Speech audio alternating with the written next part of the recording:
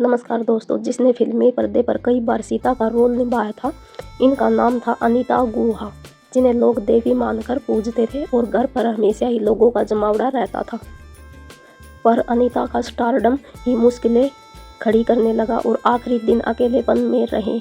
भारतीय सिनेमा की एक ऐसी एक्ट्रेस थी जिसने करीब 30 साल तक फिल्मों में काम किया, स्टारडम बटोरा, लेकिन नसीब ने उसके साथ बड़ा दुख भरा खेल खेला। कहते हैं कि इंसान का नसीब ही उसे अच्छे और बुरे दिन दिखाता है।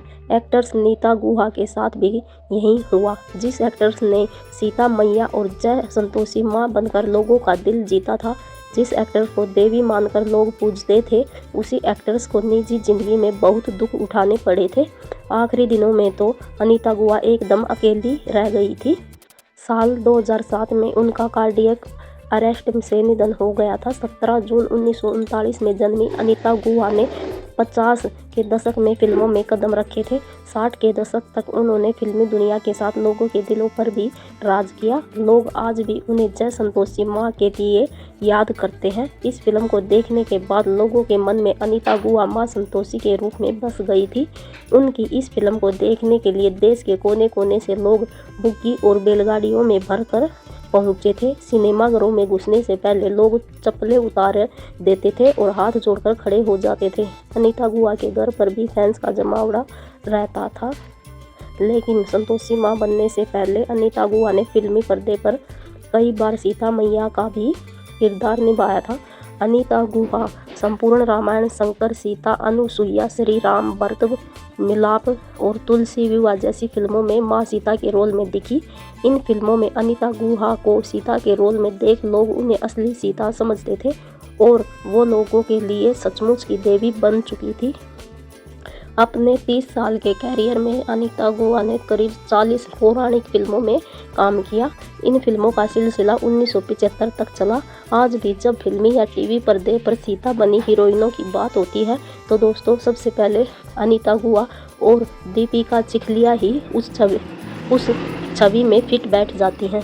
अनीता गुहा ने 15 साल की उम्र में एक ब्यूटी पेजेंट में हिस्सा लिया था और फिर एक्टिंग की दुनिया आ गई। 1950 में वह मिस कोलकाता बनी थी और फिर 1955 में फिल्म टोंगा वली से एक्टिंग डेब्यू किया।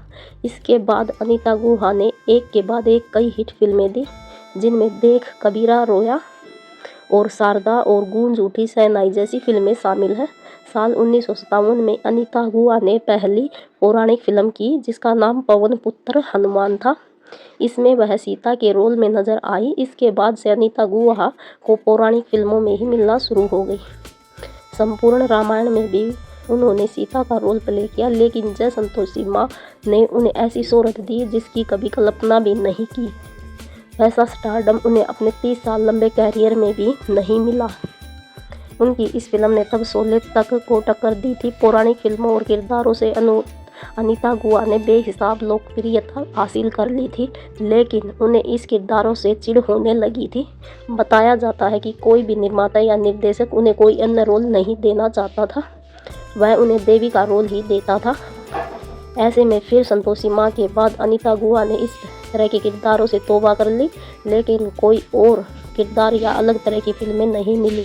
तब 1991 में अनीता गुहा ने फिल्मों को अलविदा कह दिया, लेकिन जिस एक्ट्रेस ने प्रोफेशनल लाइफ में शोहरत की इतनी ऊंची बुलंदियां छुई, उसे निजी जिंदगी में काफ़ी मुश्किलों का सामना करना पड़ा।